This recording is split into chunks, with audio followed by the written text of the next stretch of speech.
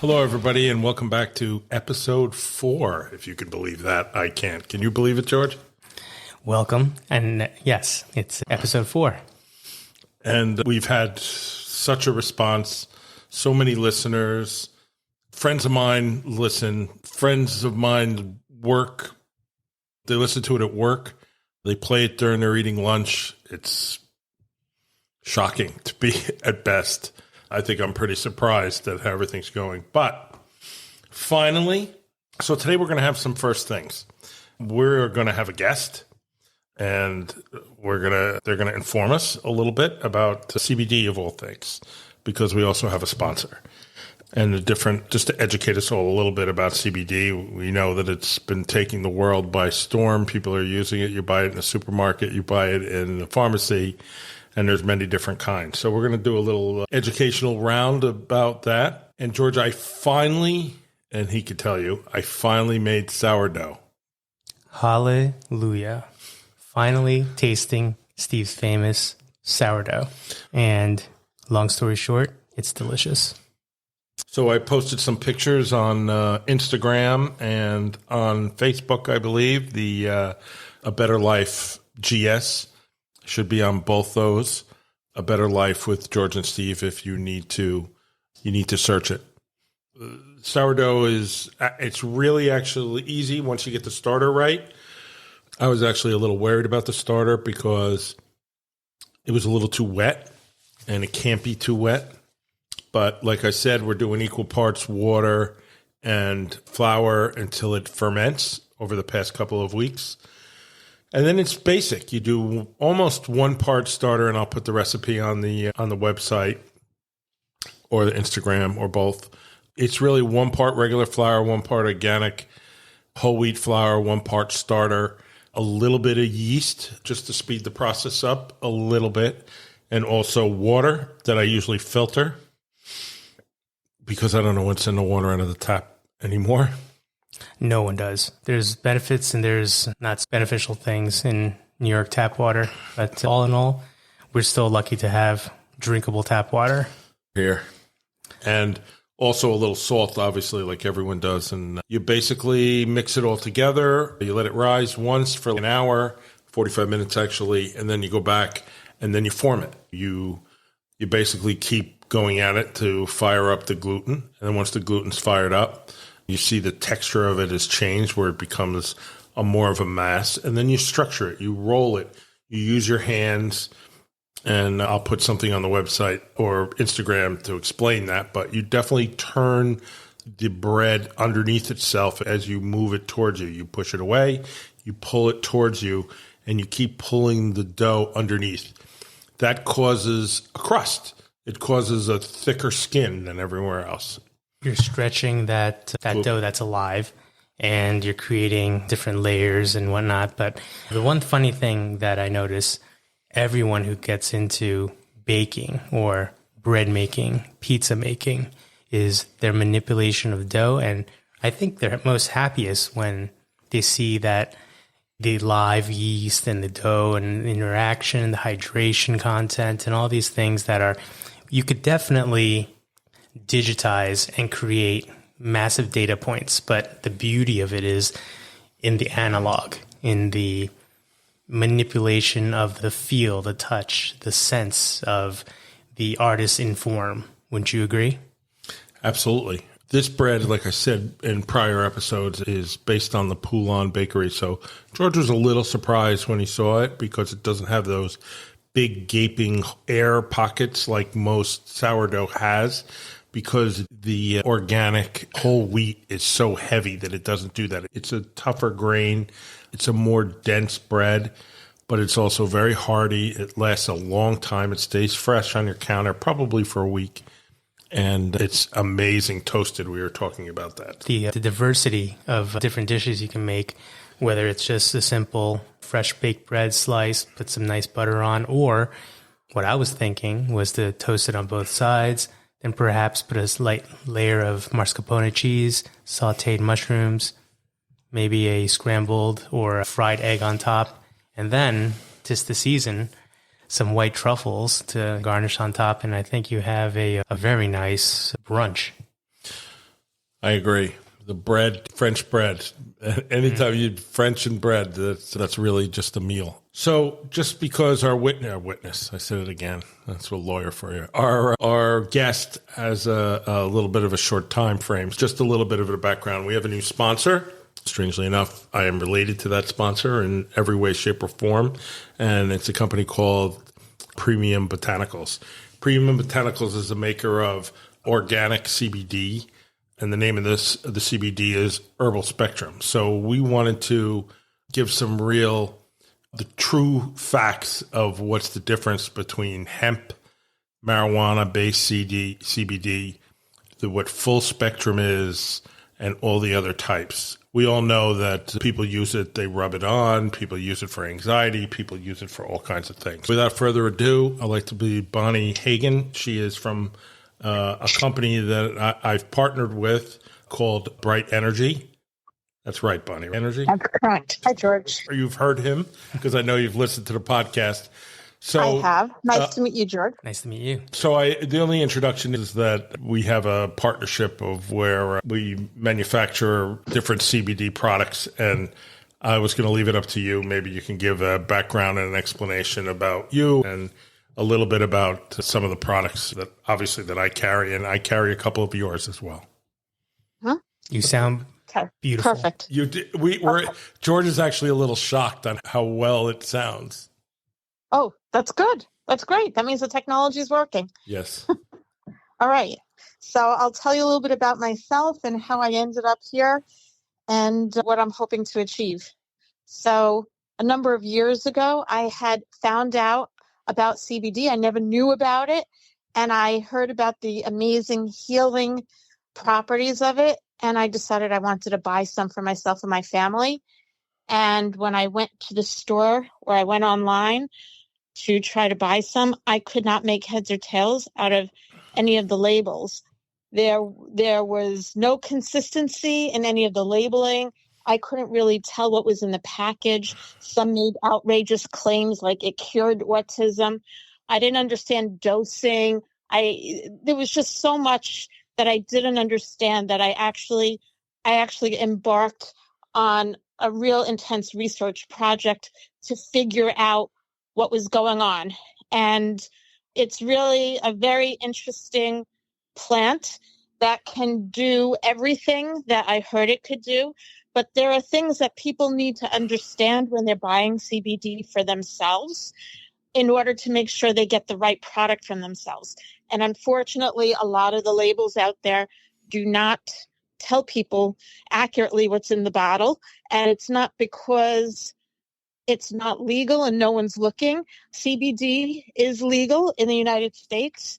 Congress legislated it as part of the Farm Bill in 2018. But that's hemp-based CBD, right? We're talking about hemp-based, yes. Hemp-derived CBD, which is a very good point, Steve. You know what? I should back up a second and just speak about cannabis in general so that everyone who's listening understands what CBD is. Cannabis is a species of plant, and according to the government of the United States, how they distinguish between the different subspecies of plants, mainly marijuana and hemp, is that if whatever formula you have has less than 0.3% THC in it, it's considered hemp-derived CBD. What does this mean? Let me take another step further back. The cannabis species of plants, a plant, and it has many compounds in it. The two most famous compounds are THC and CBD. THC is what everybody knows about, what makes people high. CBD is a healing component of the plant, and there have been a number of studies, and there's lots of anecdotal evidence that says CBD helps people both physically and mentally. It can reduce pain and inflammation physically. It can also mentally help people who are depressed or have anxiety or have insomnia or something to that effect. People can't really make claims like that, according to the FDA, not yet anyway. But these two compounds, these two cannabinoids, THC and CBD, are the most well-known cannabinoids in the plant, but there are actually more than 100 of them. And they all do something a little bit different. And there's even more than just cannabinoids. There's other things in the plant, something called terpenes. And terpenes is something that it's something that gives something flavor and smell. And terpenes are used in perfumes. All plants have terpenes. That's why an orange smells like an orange and a banana smells like a banana. That's the terpenes giving that smell. So I'm doing a lot of talking. Do you have any questions so far? I wanted to mention one thing that you brought up, and there's a lot of CBD misinformation out there. It's funny enough, and I know probably everybody listening would argue with me, but Amazon, which is probably the largest seller of anything today in the world, carries things that are called CBD, except Amazon also prohibits the sale of CBD on their website. So it's funny when you actually really look at the things that are labeled CBD, they actually don't have CBD in it, or else they wouldn't carry it. So it's a paradox kind of thing, but it just goes to show Bonnie's point is that there's just tons of misinformation about there, what everything is. And the lack of regulation and lack of standards. I know that, I'm sure Bonnie will cover it, but efficacy, there's a lot of, all right, is this a 3,000 count, a 1,000 count, a 500 count, and the potency of the products also varies depending on the brand, depending on the format, these tinctures and whatnot. But I'm very curious and I'd like to learn more. Sure, no problem. So I'm going to address everything what both of you just said. Let me go back to the Amazon example. You are absolutely correct, Steve. It's very confusing, and this is why I set out on my research journey in the first place, and why I decided to manufacture and sell honest CBD products with integrity in the labeling and in the formulation. I think there's like a gap in the industry. There aren't that many people providing that clarity and education to the public. And a lot of people are consuming things that they don't really know what they're consuming. So if they're buying CBD from Amazon, it's not really CBD. But then again, I think I've become aware of some people that are selling CBD on Amazon, but it doesn't say CBD on the label. There's like code words, and that doesn't make a regular consumer feel comfortable. There's a reason why we have labeling laws. You want what's on the label to reflect what's in the package. Right. And then the origin, right? Are these products product of the North America or South America, United States? You get that a lot. Right. Some are made in Israel, some are made around. And also in New York State, technically anything that isn't labeled properly would be illegal. Right, Bonnie? Yeah, New York the Office of Cannabis Management seems to have jumped on this and really started regulating pretty recently. And it's interesting because in 2018, when this became legal and Congress asked the FDA to manage and oversee, it wasn't until a year later, 2019, when COVID happened. And of course, the FDA was very busy. They were sidetracked with COVID and the vaccines and whatever. And everything CBD fell by the wayside. There was a little bit of activity at the FDA from what I can see, with people getting some cease and desist letters because they were making crazy claims. But for the most part, they didn't really address it. And during that time, they were very busy. And now, since COVID is hopefully, for the most part, in the rearview mirror, the FDA said, okay, let's look at this again. But since that time, people have figured out how to take the hemp-based formula of CBD and make something called Delta 8, which is intoxicating.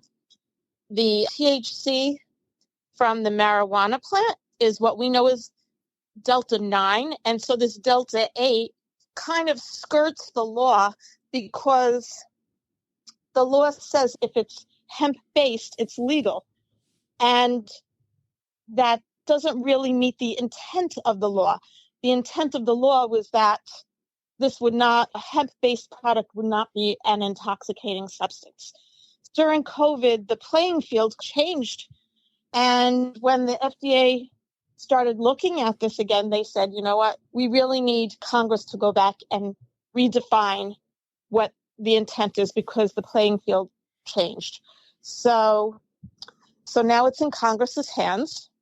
It's funny because we both talked about it when it happened, that New York State stepped in and issued some regulations about Delta 8 and basically said as the first of the year, it was going to be illegal, if I remember correctly, Bonnie. And so everyone that made Delta 8 products made them on sale and tried to dump them all before the first of the year. Then the state issued another memorandum that says, we know the regulation doesn't take place until January 1st, but it's illegal as of today, so you can't sell it anymore. That's exactly what they did. And I think there's a lot to be said for them. I think they're on top of it. And I think the FDA could probably learn a lot looking at what New York has done. I want to talk about the different types of CBDs and dosing, things that you brought up before, George. So right now, we know if you put CBD under a microscope, you can't tell whether it came from hemp or marijuana, but it's a cannabinoid. And depending on how it's extracted from the plant can very well have an effect on your health.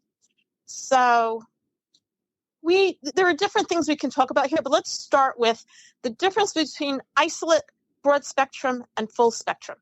So a CBD isolate is when just the CBD is extracted from the plant. None of the other cannabinoids, none of the other compounds, terpenes, whatever. And CBD isolate is the bulk of what you see that's very cheap in the marketplace. But that's the purest form? Yeah, people call it pure. You're absolutely right. And the thing is, people associate the word pure with good. So when people say, oh, I have pure CBD, people think, oh, that's great. But it's really not as effective as if you have the other compounds associated. So if you extract the plant and all the other cannabinoids and terpenes are in it, that's called full spectrum CBD.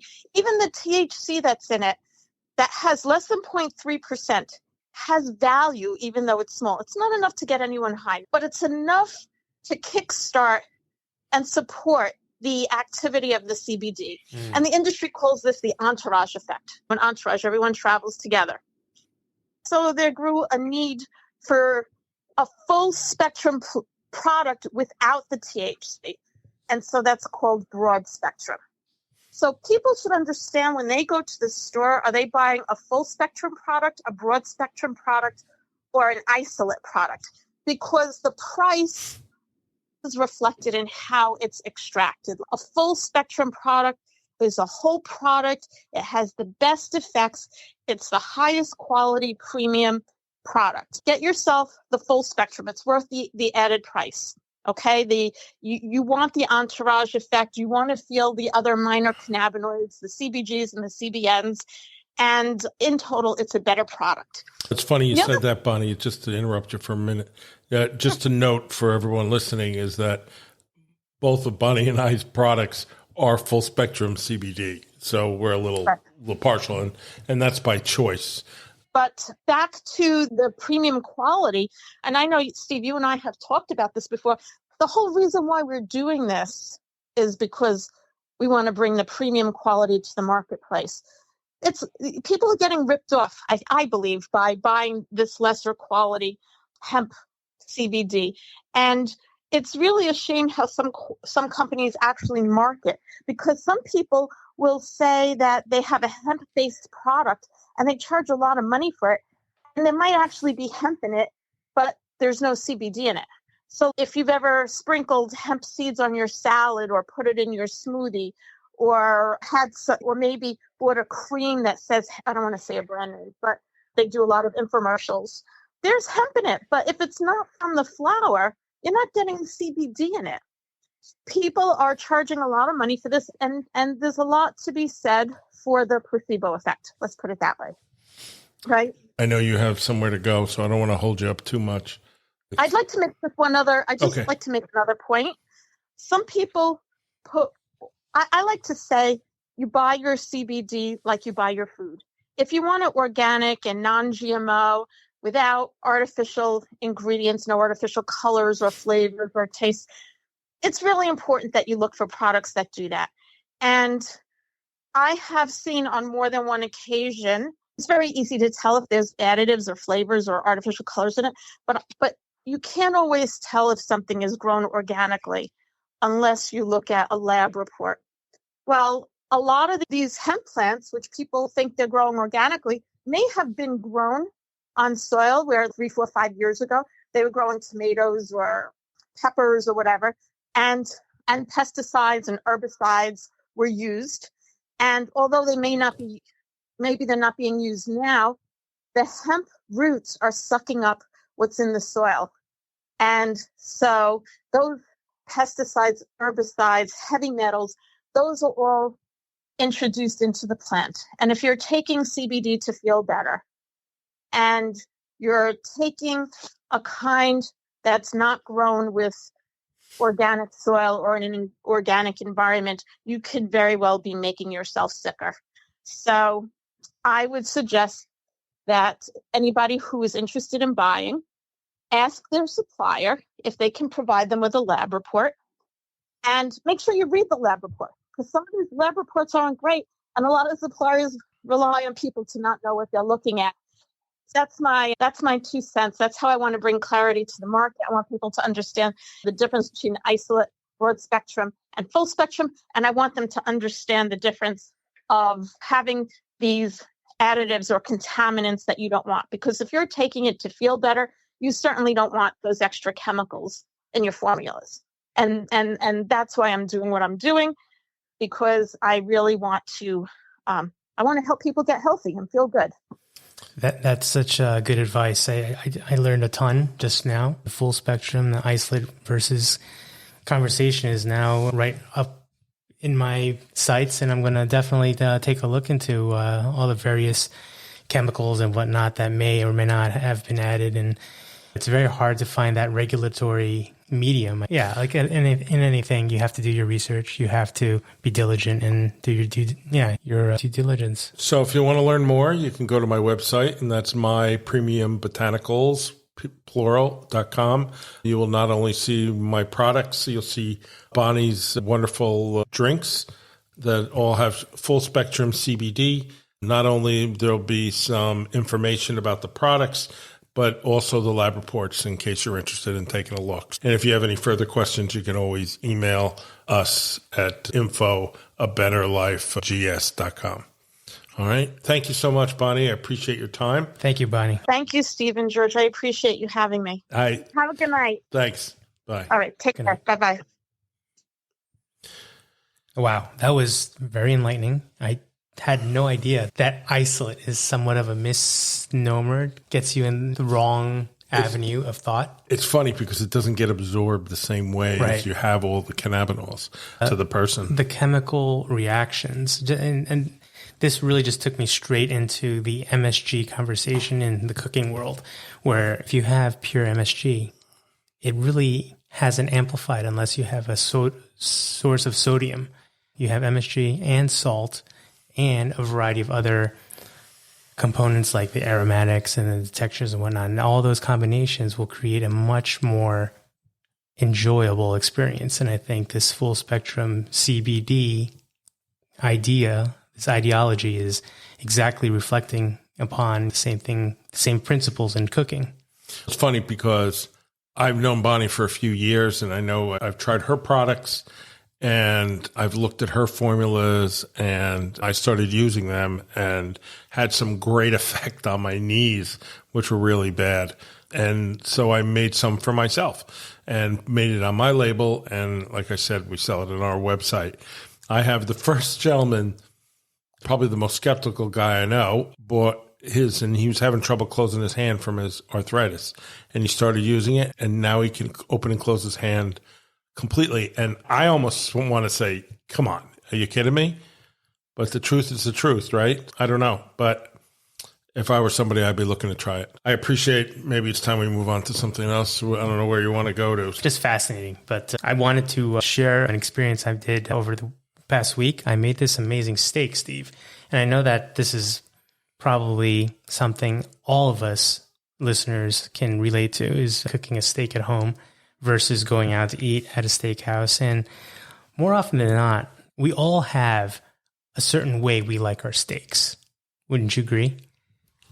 Absolutely. Everybody's, especially when you're out at a restaurant, right? And you're spending big bucks at a restaurant. And again, more often than not, it's a hit or miss, which is unacceptable in my book. If I'm spending like 150, 200 a person at a nice steakhouse, it's got to be a home run. And yeah, like 50% of the time it's a home run. Some places a little higher, but there's always an element of surprise where it may not come out the way you like it. And there's so many ways to cook a steak at home. My first time someone who taught me how to make a steak, they're like, oh, George, but hands down, pan-sear is the best way. And I still do to today agree that a pan-seared steak will create the most, what they call Maillard reaction, that char on the outside that creates a chemical change to the protein, giving it more amino acid chains and just tons more flavor. So a pan-seared technique would simply be you get a nice piece of meat, let's say a sirloin, you get all the trimmings down, at least an inch and a half in thickness so that it actually has a chance of cooking on the outside and keeping the middle somewhat pink. But I'm in the school thought of seasoning before you cook. So nice salt and pepper. And then you get a pan really hot and you just hit it with oil and sear it. I don't even touch it for like at least 2 minutes on each side, but basically you're pressing down and you're checking the texture and you turn it over. Once both sides are seared, take it off the heat, let it rest for 5 minutes before you finish it with another sear. But this time, instead of olive oil, you're using butter. And that butter creates the most marvelous crust that you get on a nice piece of protein.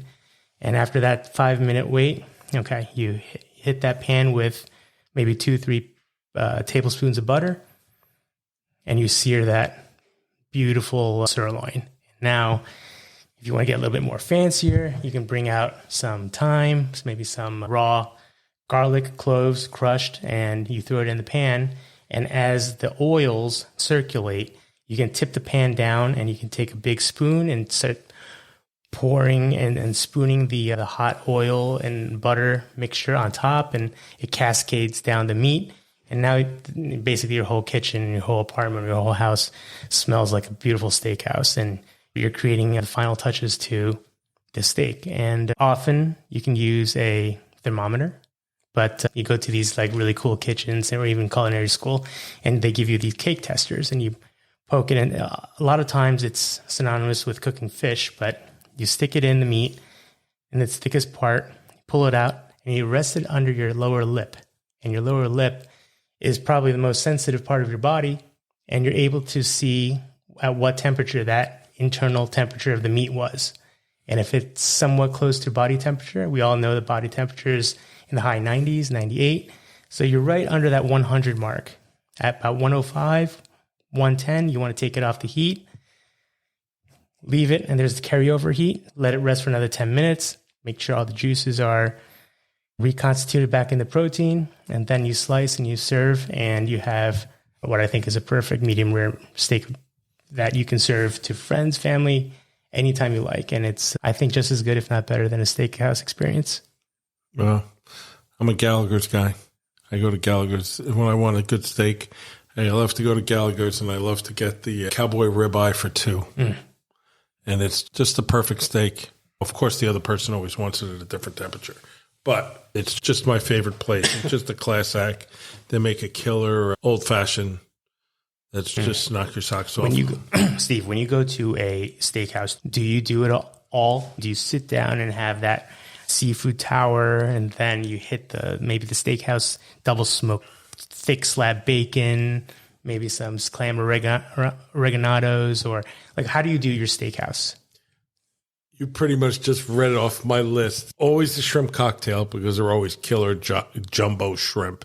They're always cooked, poached, or whatever perfectly, so that they're boiled and then iced so that they stop the cooking, so they're as crisp as the day is long. I always put white horseradish in my cocktail sauce to give it a little spice. A little more kick. Not Tabasco, white horseradish. Absolutely. And then I love either the Cowboy Ribeye or the Tomahawk Ribeye. And I think the one at Gallagher's is about $185 for $2. That's a serious ticket.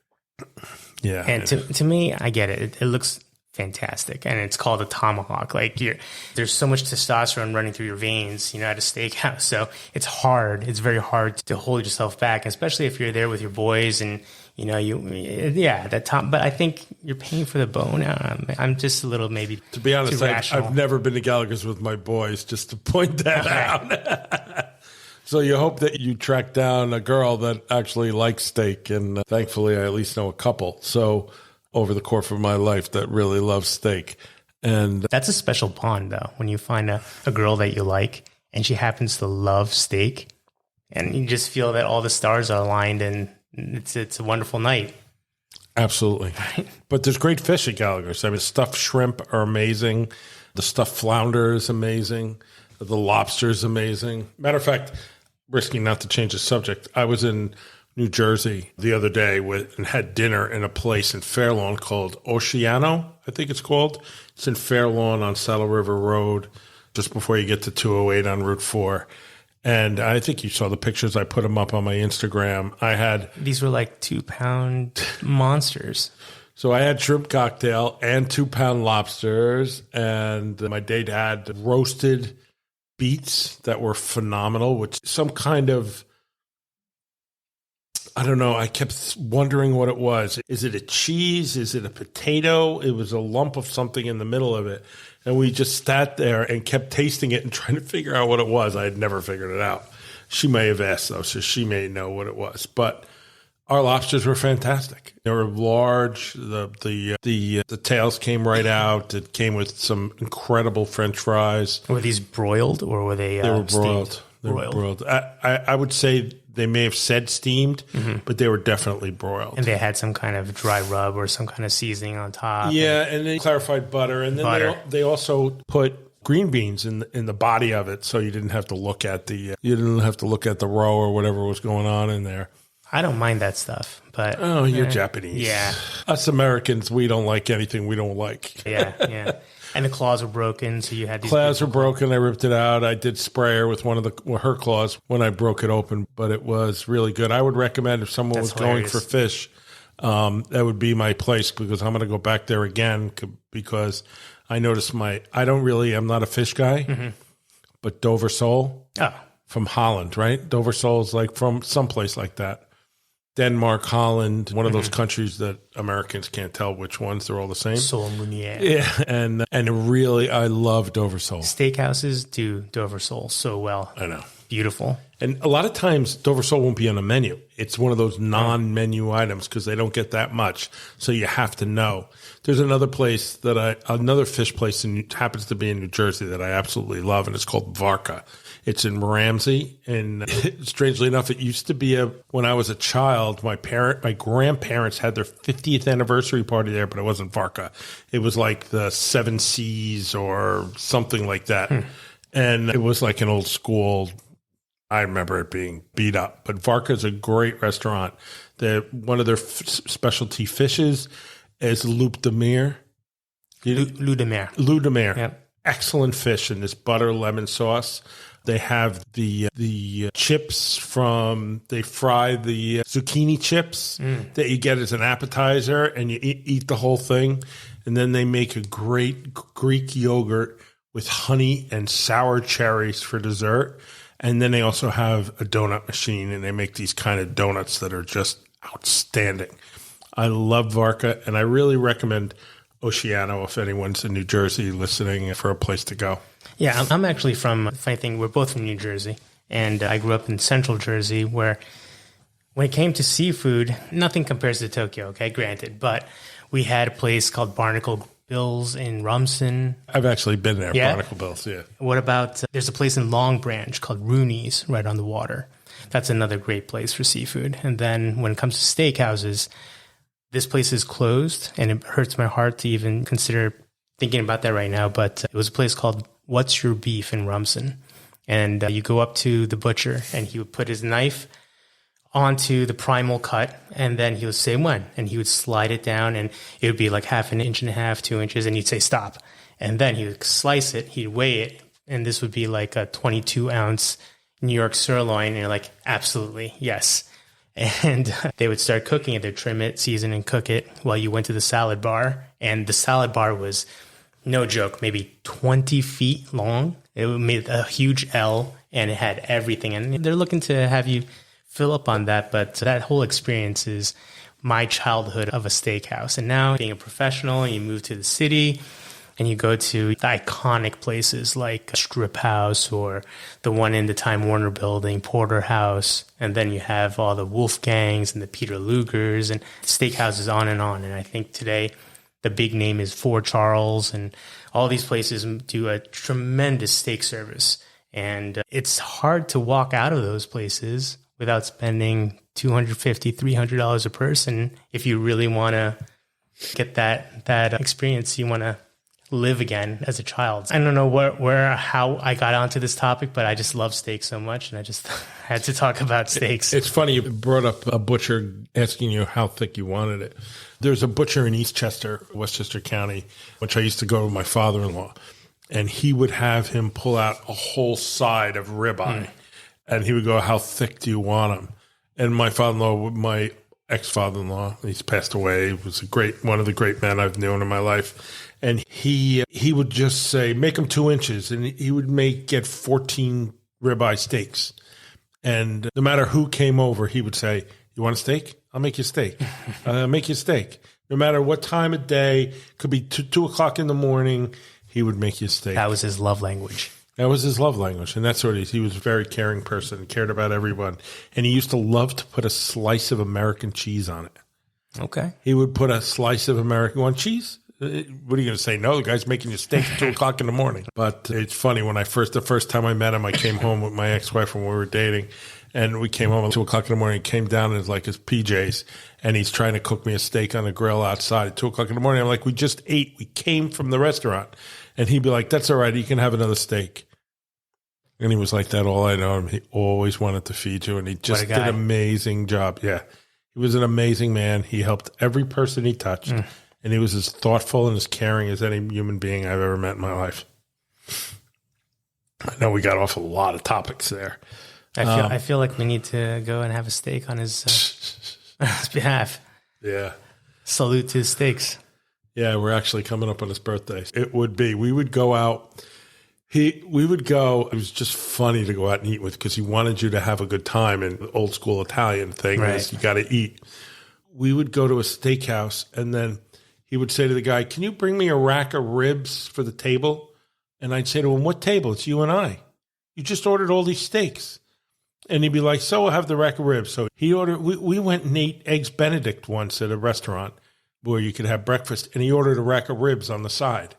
So we're eating Eggs Benedict, and then we ate a rack of ribs. He was funny. These people exist. That's a funny story, because that reminds me of so I'm in the food industry, and I represent a few different suppliers. One is the pork supplier. The family is called Beelers, and it's 5th generation, run by Tim Beeler's daughters. Tim's still head of the household, but Nissa and Abby have taken the reins and really helped expand the scope of Beeler Pork. But one of the funny stories was, we were in Japan together. I took them to Japan and toured around, tried Japanese pork, and how similar the Japanese pork was to their pork, which is a testament of how good American Duroc breed pork is. That's a whole different episode that I'd love to talk more about, and perhaps we'll have them on as guest speakers. But what cracked me up the most was when Nissa told me a story. And she's obligated to order pork when she goes to the restaurant, because they're using their pork, and you want to test and see how it's cooked and how it performs as a entree. But she would always order a side of steak. And it confused the waiters sometimes. Oh, did you want the steak or do you want the pork? And you'd have to clarify, I want the steak as a side instead of the potatoes. I would rather have a steak. That was a story that always lingered whenever you talk about people who over-order. And also, I think I'm guilty of that as well. When I go to restaurants, and when people who know me the best, they're like, just let George order. And not often, every time I'll order more than needed. If it's 8 people at the table, I'm ordering for 12. If it's 4 people, I'm ordering for 6. The first time I went with him to a sushi restaurant, he ordered everything on the menu. And And I'm like, we got to try it. Let's try this. Let's try the sea urchin. Let's try whatever. And I'm like, I don't really eat that. And it doesn't matter. Let's order it. Let's see how it is. So we ordered everything on the menu. It seemed like everything. There's a little bit of Things selection being made. True. Yeah. We covered quite a bit today. We did. I liked all of the CBD knowledge. That was very informative. But I still have one surprise for you left, George, and Yeah. that's that in between baking my bread today, that I made a batch of Toroni, which is an Italian candy. It's a nougat, and I make it with Marcona almonds and pistachios. This batch has both Marcona and pistachio. Yes. Wow. That is in the other room, and when we get done, we're going to cut some out and try it. I hope it's as good as it usually is. I made lately. I've been making everything a little different, so hopefully it's as good as it usually is, because I didn't have time to make it the old Roman method where it takes 3 hours and you stir the whole time. I made it in between the bread and watching 500 Days of Summer. Well, welcome back, everybody. We just had a little Toroni break. It's a little softer than it usually is. But Toroni break. Awesome. Toroni is pretty good. It tastes as good as it usually does. It's just a little softer. I don't know if the nugget's a little. I mean, you just made this, correct? Yeah, may take a little bit to harden. The Marconas are crunchy, flavorful, aromatic, beautiful chunks of pistachio. And then you have this edible rice sheets on top and bottom to keep it from sticking to the fingers. Yeah, usually cuts into squares and it's hard, and I can put it in a little candy box and I give it out as gifts sometimes. One year, an old friend that strangely enough doesn't speak to me anymore had me make it for her for all her teachers, because she wanted to thank them for how great they were to her children that year. And I made a whole load of it and put it in little boxes with ribbon and everything, and it was quite a gift. But this one seems to be soft, but maybe it's because it hasn't been long enough. It's hard. How many parts of the egg? Is the egg yolk in here, or is it just the whites that you're beating to make a meringue? It's white. You take sugar and honey, you heat it to 315 degrees, then you let it cool down to 300, and then you have beaten the eggs till a soft... Stiff peaks? It was soft peaks. Soft peaks. And then you take a few tablespoons of the hot mixture and put it in so you don't cook the eggs. Then you add it all together and you keep beating it. Oh, I see. Not fooled, but you're just whisking away. And I think it needed to be whisked a little bit more. That's why I think it's going to be soft. But who knows? It's super airy. I feel like the whisk did its job. Delicious. Has a savory element to it, but definitely a dessert sweetness. Yeah, that's nice. Sugar, honey, nuts. So I think that's it for this week. I know. Episode 4. Episode 4 in the can. A little editing may be done, but to everybody out there that has been kind enough to listen, we really appreciate it. I think this week we're going to really put a lot of the material on Instagram, and for communication purposes, the direct messaging on Instagram is probably easiest for all our listeners. We encourage you to do that. And just take a look at all the different recipes that we're going to post, the step-by-step pictures, and perhaps if we're on vacation or we travel somewhere, we may post things on our travels and whatnot. I know you have a very exciting guide trip coming up, and we can let you sail into the sunset with that. So I don't do guide trips usually. I don't know why. I just don't. But this time I was asked to go fly fishing, something I haven't done in 20 years.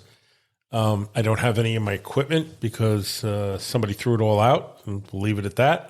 But you got to go on a spending spree. Bought some wonderful equipment, and hopefully my new waders are downstairs, and hopefully they fit. And I'm looking forward to going, and I don't care what goes on. I'm going to enjoy myself, whether it's fishing or just hanging out. We rented a cabin, which is more like a 4-bedroom house, and it's right off the river, and so it's going to be fantastic. By saying nice equipment is an understatement. I saw a few pictures that you snapped at the store for me, and we were talking about sage rods and some fantastic reels. I'm sure the waders and the boots and all that gear is going to be top notch as well. Plus, you're going to, Virginia to fish? West Virginia. West Virginia. So Trout. I am excited about that. I love to fly fish. I used to do it many moons ago. When I lived in Vermont, I did a lot of it, and it's just a good time all the way around, and I am so looking forward to it. And it's good to get away for a week. Hopefully the weather's nice. I know I'm going with some very experienced fly fishermen, so I will definitely look not in the part as they do, but... You will definitely have a nice cigar in your mouth, though, so That is a possibility. That is a possibility. And to say that I played golf on Monday, too. I did the day with a golf outing where we raised money for the Italian-American Club. So that was, the American-Italian Club. And we did that. It was a beautiful day, and that felt good. And I could barely walk the next day, just like most days after I played golf. But I think that's it, George. I think we covered a lot of ground today. We'll be back in, maybe 2 weeks? No, I think we'll be back into it. This podcast isn't going to launch next week because we launched one yesterday. Right. This will be launched next week, and the week after we're going to have to rush a little bit. We'll get one catch out. up. Perfect. Yep. Thank you, everyone. Thanks for listening. See you.